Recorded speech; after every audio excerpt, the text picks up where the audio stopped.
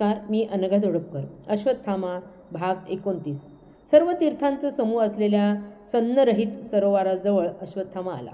फिरता फिरता त्यानं शिखांची अनेक प्रार्थनास्थळं म्हणजे गुरुद्वारा, सुफी संन्यासी शेख चिल्लीचा दर्गा, कृष्णाचं अत्यंत देखणं बिर्ला मंदिर पाहिलं. नंतर 52 शक्तिपीठाचं 52 गंगा गाव देखील बघितलं. दीदानगर आणि शांतीनगर ही पवित्र स्थानं पाहिली. इथं सैनी, राजपूत, रोडे, मराठा, खत्री इत्यादी जातीचे लोक असून त्यांची भाषा हरयाणवी, हिंदी, पंजाबी आहे. महाभारताचं युद्ध सर्वांना संदेश देतो की मानवानं रिपूंच्या आहारी न जाता अहंकाराला लगाम घालावा व न भांडता शांतीनं राहावं. जिथं भीष्म शरपंजरी पडले व तहानेने व्याकुळ झाल्यावर अर्जुनानं तीक्ष्ण बाण मारून जिथून पाण्याची धार पितामहांच्या तोंडात पाडली, तीच ही बाणगंगा भूमी.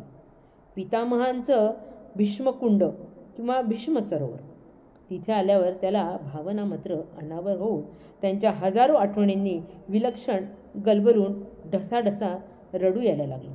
तसं धीर गंभीर आवाजानं अश्वत्थाम्याला जवळ बोलवलं.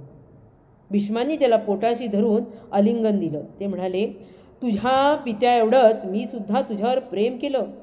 तू अर्जुनाचा आणि पांडवांचा लाडका मित्र असल्यामुळे त्यांच्या विरुद्ध कधीच लढू शकला नसता.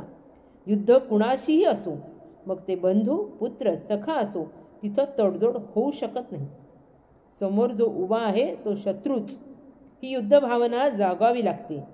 मी कौरवांचा सेनापती म्हणून तुझा मानखंडणा करून पांडवांच्या विरुद्ध युद्धासाठी चेतवलं. तो माझ्यातला सेनापती धर्म होता.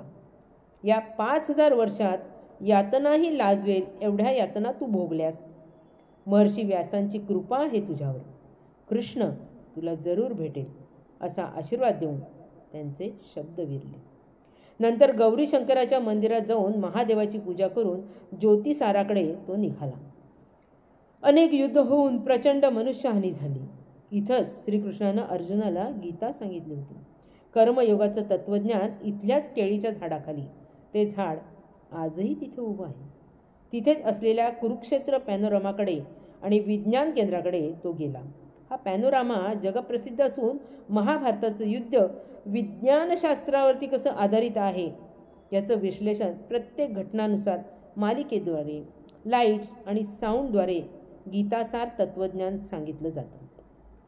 महाभारताचा अभ्यास आणि संशोधन करून आजही 5000 वर्षापूर्वी महाभारताला जिवंत ठेवणाऱ्या या व्यक्तींचं आदरयुक्त कौतुक करून त्यांना प्रेरणामय आशीर्वाद देऊन तिथून तो गावाकडे वळला.